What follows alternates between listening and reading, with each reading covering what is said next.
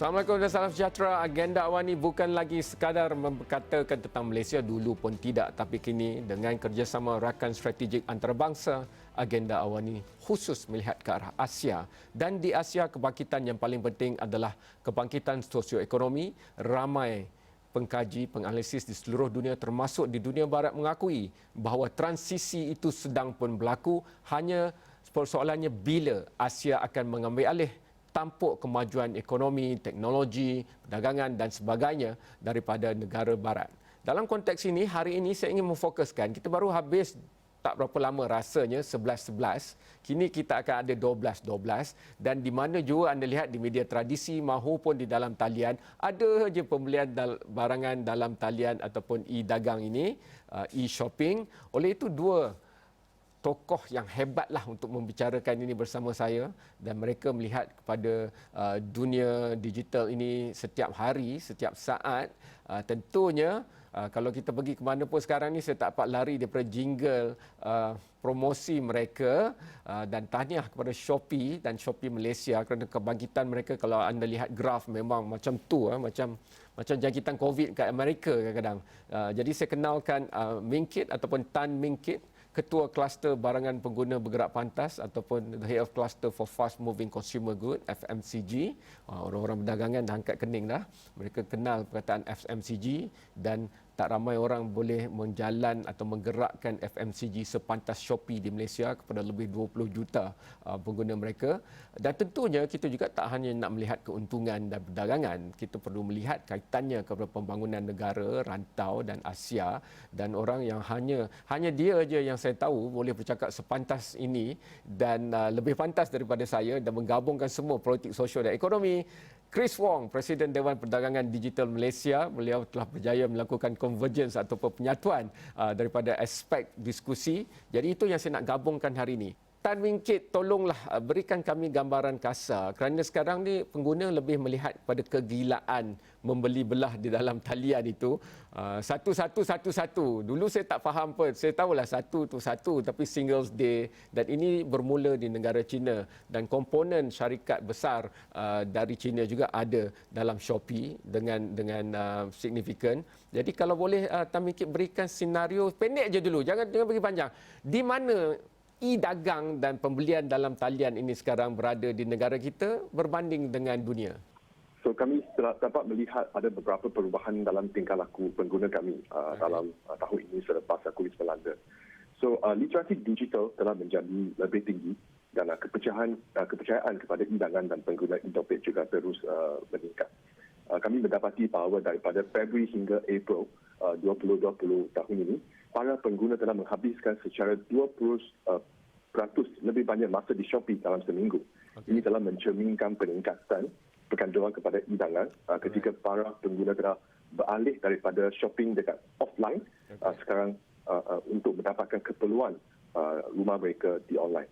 Dalam tempoh yang sama, kami juga dapat melihat peningkatan dalam interaksi sosial di platform kami. Secara beruntanya telah meningkat kepada around 3 million punya message dihantar setiap hari, di mana pengguna berinteraksi secara langsung dengan jenama dan pengguna untuk mengetahui harga stoknya, kelajuan penghantaran dan banyak lagi. Kami juga dapat melihat rakyat Malaysia lebih yakin dan selesa dalam membeli belah atas talian. Selain daripada barangan runcit dan barangan keperluan rumah, para pengguna juga membeli hampir segala-galanya termasuk barangan premium harga RM3,000 ke atas seperti Bosch punya built-in dishwasher dan juga DeLonghi punya coffee machine. Ini adalah perubahan daripada shopping behavior from the Malaysia community. Ming Kit, maaf mengganggu Ming Kit, tapi sebelum Ming Kit pergi lebih dalam, semua statistik itu memang menunjukkan peningkatan.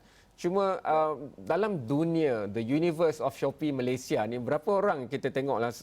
Saya tengok, tapi bukanlah yang semalam saya lihat berapa bulan dulu. Lebih 20 juta kan, dalam 24 juta lebih macam tu? Lebih agak-agak total Malaysia for pengguna perspektif kami ada 26 juta. 26 sekarang? Ya, 26 juta sekarang. Malaysia ada 32 juta orang je Ming Kit. So hanya 6 juta itu tolak bayi dan tolak orang yang tak boleh beli. Yes, so we are almost two-thirds of the total Malaysian population. Okay. So if you walk around, 2 out of 3 people ada Shopee punya mobile app. Saya nak bagi konteks kepada apa yang Mingkit cakapkan tadi, 20% tu dalam universe ataupun dunia 26 juta ya.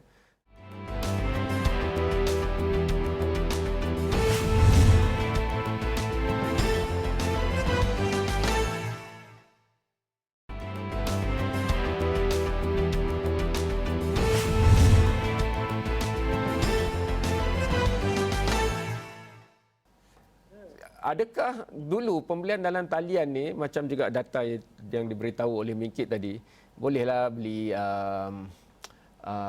plastik sampah, beli penyapu, beli kasut yang mungkin murah-murah sikit, taklah macam kasut mahal Chris tu, taklah beli mesin pembuat kopi beribu-ribu ringgit, taklah beli macam penyedut hampa gas Dyson ke dan sebagainya. Tapi saya nak ambil contoh itu tapi hubungkan dengan perkara lebih besar. Adakah ini juga bermakna bahawa pembelian dalam talian bukan lagi satu alternatif? E-dagang seperti pembelian barangan dalam talian itu dengan era norma baru pandemik, itu adalah satu utility sekarang. Bukan lagi pilihan tetapi kita tak boleh keluar. Jadi itu saja cara, dan yang boleh bergerak di jalan raya contohnya ketika PKP hanyalah mereka yang dalam rantaian e-dagang. Chris. Nampak saya, pertama sekali kita lihat bahawa memang ada peningkatan yang drastik, bukan peningkatan yang kecil tetapi yang drastik di dalam pembelian dalam talian. Saya rasa anggaran yang diberi oleh Mingkit tu lebih kurang di sana, antara 20 juta hingga 25 juta, 25 million pengguna dalam talian. Tapi kalau kita lihat daripada sudut sama ada pembelian dalam talian tu dah jadi orang kata wajib. Dah jadi wajib, bukan harus, dah jadi wajib. Saya rasa ini adalah satu trend semasa. Kalau kita lihat di negara China, yang mana kita selalu menggunakan negara China sebagai pengukur kepada kebangkitan e-commerce di Asia. Yep. Semasa pandemik COVID di China, semasa lockdown, memang ramai yang menggunakan dalam talian. Tetapi selepas orang kata negara China kembali membuka ekonomi, selepas pandemik itu stabil, kita nampak ramai yang membeli dalam talian kembali orang kata ke kedai-kedai ataupun pasar raya. Kita kena lihat sifat manusia.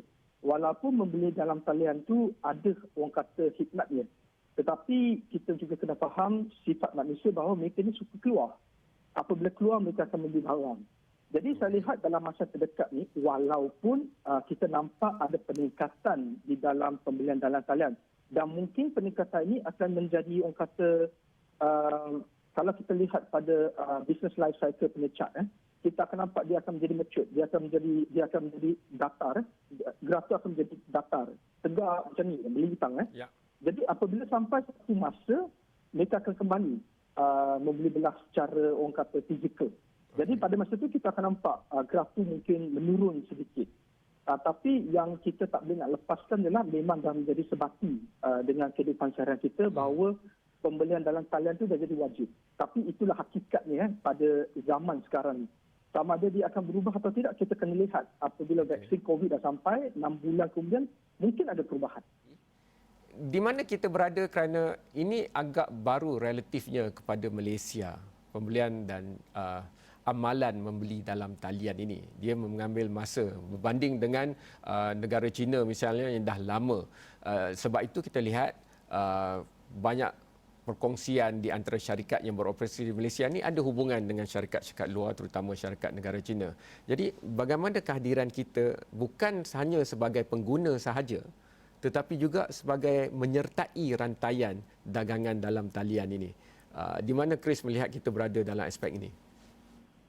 Kalau kita lihat pada rantaian pembelian dalam talian, memang kita tak boleh nafikan kita di belakang. Kita di belakang bukan kerana kita tak mampu. Kita berada di belakang kerana populasi penduduk kita kurang. Kita hanya 30 juta rakyat Malaysia, dan kita lihat 67 juta ni budak kecil, anak-anak kecil dan mungkin belia yang tidak mempunyai kredit kad. Apabila kita bandingkan purata penduduk kita antara 22 juta hingga 25 juta yang berada dalam yang membeli dalam talian, dia tak sampai ke populasi satu kota di Beijing. Jadi memang kita tak boleh nak bandingkan populasi yang kita ada dengan populasi di China. Ya. Malah kita lihat pada negara jiran seperti di Vietnam. Vietnam mempunyai 80 juta penduduk, tetapi apabila mereka bangkit, mereka akan lebih bangkit daripada kita. Kerana pada masa ini kita lihat Vietnam mungkin 10 ataupun 15 tahun di belakang kita. Penduduknya tak ramai ada kredit kad. Okey. Tapi kelak mungkin 2 tahun kemudian, 5 tahun kemudian, apabila penduduk mereka mempunyai kredit kad, mereka akan membeli secara dalam talian Okey. lebih banyak daripada kita. Kita bandingkan pula dengan Singapura. Singapura penduduknya hanya 5 juta dan kita tahu lebih kurang 2 juta lebih adalah orang kata pekerja Luar, orang asing. luar. Orang luar, Ya. orang luar 2 juta lebih orang luar dan 3 juta, lebih kurang hampir 3 juta orang Singapura. Kalau nak bandingkan dengan kita, boleh bandingkan dari segi populasi Singapura kalah. Okey. Tetapi daripada segi pembelian nilai dalam talian tu mungkin lebih tinggi daripada kita macam saudara Kamarus sebut tadi. Ya. Apabila kita shopping secara online, kita tidak mungkin membeli barang yang mahal. Tetapi mungkin, saya cakap mungkin, orang Singapura membeli dalam talian barang yang mahal. Jadi kita kena juga bandingkan antara harga ataupun perbelanjaan di antara masyarakat. I Okey. think that is the right measurement apabila Okey. kita buat Boleh. demikian. Daripada hanya satu hari, dan ini diakui oleh banyak syarikat penarafan bahawa ini adalah kegiatan pembelian terbesar dunia pada 1111. Jadi sekarang dah bergerak menjadi lebih kurang 2 minggu. Seluruhnya kita tidak boleh hanya lihat pada satu hari. Jadi bagaimana kita nak fahamkan perkara ini? Kerana sebenarnya ia bukan tentang satu hari, tetapi ia tentang bagaimana apabila kita masuk dalam rantaian dalam talian, the supply chain of the digital world, of the online world, data yang kita dapat, komuniti dan pergerakan komuniti, perhubungan dan interaksi itu adalah tools ataupun mekanisme yang ada pada dalam talian yang tidak ada pada brick and mortar ataupun syarikat-syarikat yang menjual secara bersemuka tradisi. Tolong hujahkan itu pada kami because I know it's not just about that sales anymore. Yeah, yeah. So I think ini it's a very good question kan. So dari pandangan kami, I think selepas 11/11, 11/11, kami actually ada banyak interaksi, ada campaign yang untuk membantu semua punya penjual continue dia punya business dekat online. So from our view, ini bukan satu punya hari punya campaign. Yeah. Kami nak memastikan ada banyak activation yang boleh membantu semua peniaga-peniaga atas talian ini dapat maximize dia punya potential apabila mereka berniaga dalam itu online kan. Dan ini juga dapat memanfaatkan banyak itu pengguna. So mereka dapat kembali tak itu build dia punya behavior. Itu banyak penting. So dia akan datang balik to dia punya pengguna punya shop dan dia terus shop dengan online. When the behavior dapat dibuild, mereka dapat continue to go on. And as a result, kami dapat membantu peniaga-peniaga itu membuat itu base yang lagi tinggi, lagi banyak. So to a certain extent, when dia continue dia punya e-commerce punya journey with the online punya company, base dia akan lebih besar, consumer dia akan lebih besar, mereka dapat attract lebih banyak orang dan as a result, kalau for example offline ada impact because of the CMCO punya situasi, mereka dapat immediately move dia punya business ke online. As a result dapat itu reduce dia punya impact from a business perspective and dapat melanjutkan perniagaan mereka lebih lancar lagi. Okay. From a logistic perspective, kami juga dapat melihat, selepas 11/11, banyak itu our partner juga bekerja sama dengan kami untuk increase dia punya capacity supaya dia dapat fulfill all of these parcel directly to the pengguna. I think ini adalah kerjasama yang kami sentiasa buat bersama itu not only dengan peniaga pengguna tapi juga dengan logistik partner kami, memastikan the whole experience untuk shop dengan online adalah bagus kepada pengguna juga kepada seller kami. Faham. Mingkit, sebelum saya ke rehat kita, berikan berapa sebenarnya jualan yang terbabit bukan hanya pada 1111 tapi seluruh kempen itu. Itu satu angka yang saya tak dapat dedahkan. But I can give you a sense in terms of from a broader punya perspective. So if you look at Euromonitor, the whole e-commerce Malaysia ada agak-agak dalam 2 to 3%. From 2000, I think latest until 2019. But what happened this year is that kami sudah accelerate from 2 to 3%. Sekarang sudah agak-agak menjadi 5 to 7% for total retail as a whole. So this boleh give you a sense of the total number sudah meningkat and pengguna dan rakyat Malaysia sudah convenient dapat get themselves used to buying dekat online.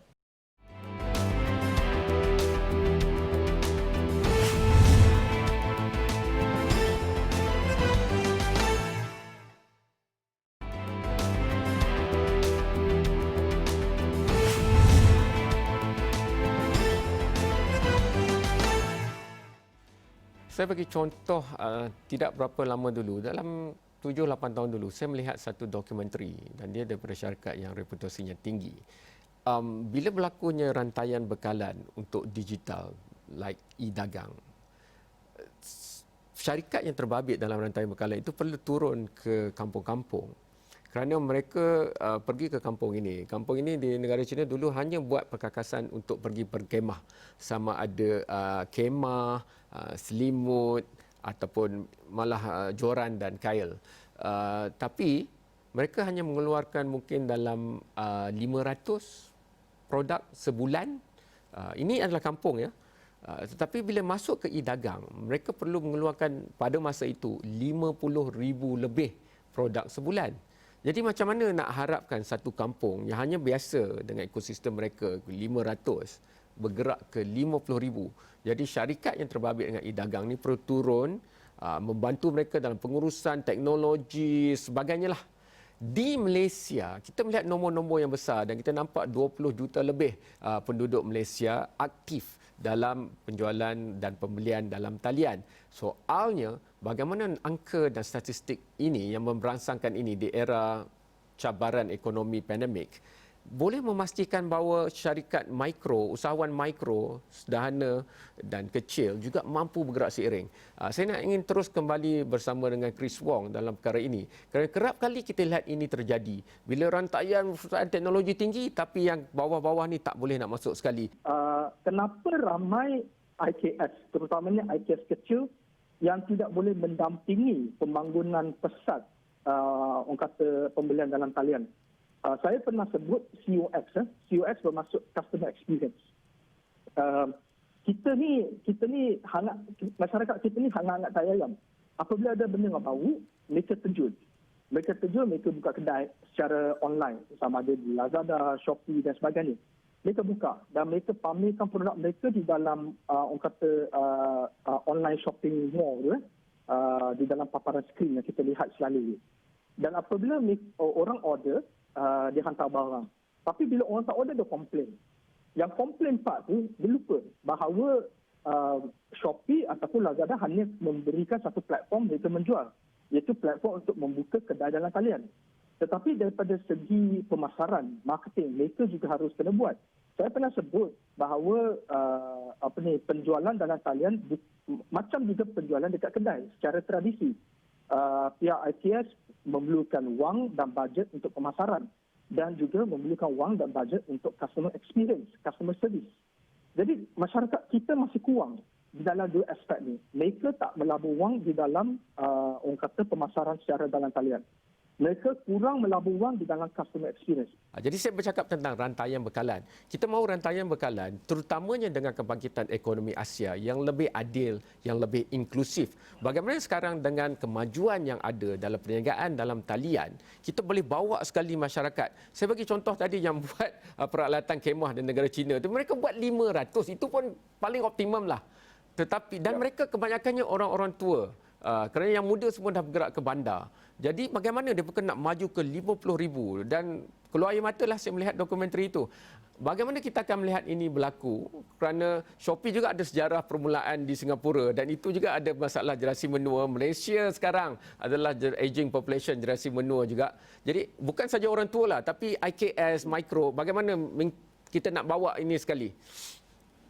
Okay, so I think kalau if you look at platform perspektif kan, Shopee adalah satu platform yang membolehkan semua penjual ada itu a chance to directly interact atau berinteraksi dengan pengguna mereka.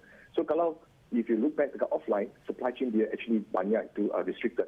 For example, kalau itu petani atau itu nelayan, kalau dia hasilnya daripada laut, dia kena proseskan atau dia kena jual to the middleman. Okay. Dari middleman tu dan akan hantar kepada itu supermarket, hypermarket atau pasar raya before they reach the consumer. So if you look at from a supply chain perspective, dia ada banyak restriction from one side to the other before they reach the final consumer. And as a result, banyak itu faedah dan manfaat tidak dapat flow all the way down to the store. Yeah. And this is where kalau I tengok from a platform perspective, kami dapat bantu. Right? Kami dapat membantu itu nelayan, kami dapat membantu itu petani-petani have dia punya produk directly available to the consumer. As a result, mereka dapat get the first hand benefit. Dia akan build dia punya, for example, jenama. Dia akan dapat build dia punya brand from themselves. Kalau dia produce dia baik, people akan come back and buy again. Okay. For example, I mean kami ada cases yang the consumer dari Semenanjung Malaysia, they actually bury itu ikan-ikan kering daripada Sarawak, Sabah.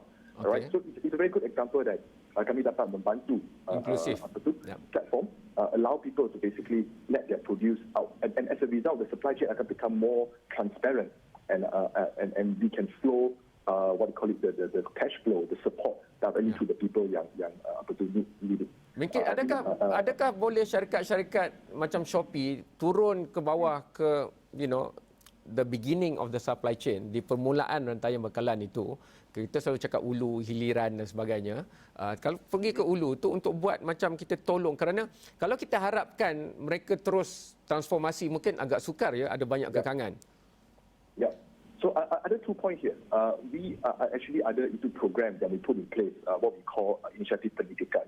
For all our sellers, doesn't matter whether you are SME ke, atau you are nelayan ke, doesn't matter who you are, kami provide dia punya edukasi dengan secara free dalam kami punya bengkel Shopee University. So the penjual dapat itu marketing information, dia dapat tahu macam mana nak menggunakan marketing tool atas talian untuk lebih memanfaatkan the whole process as a whole.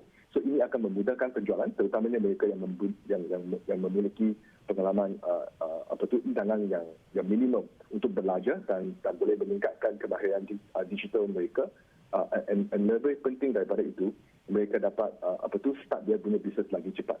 Okay. Right? I think this is something yang kami sudah put in place. I think other than that, kami juga work very closely dengan itu, I think the community from a local government perspective, yang kami akan set up help the government to set up training center. Kalau saya baca macam entrepreneur.com dan sebagainya, mereka memetik angka-angka bidang e-dagang di Asia Tenggara ni lebih daripada $102 bilion Amerika menjelang 2025. Dan saya rasa dengan pandemik ni mungkin itu dipercepatkan lagi kalau ia akan berlaku. Cuma untuk masa depan, kita bukan hanya nak beli mesin buat kopi ataupun kasut kan. Kalau dia kena is a platform economy, mungkin ia akan menjadi satu tempat sehenti ataupun one stop center, insurans ke apa jua ke pendidikan ke akan hanya berada di sana. Adakah itu dalam perancangan Shopee? Tak payahlah bagi tahu yang rahsia tu, tapi secara umumnya, Mingkit. I think we are trying to combine everything together. Okay. So very what I call it, a good experience to all the consumers. If you look at what we have right now, sekarang kami ada Shopee Pay, ada wallet, kami ada game dekat online, kami ada our e-commerce platform. Okay. So kami ada one platform yang of course going into the direction of untuk more 360 punya experience.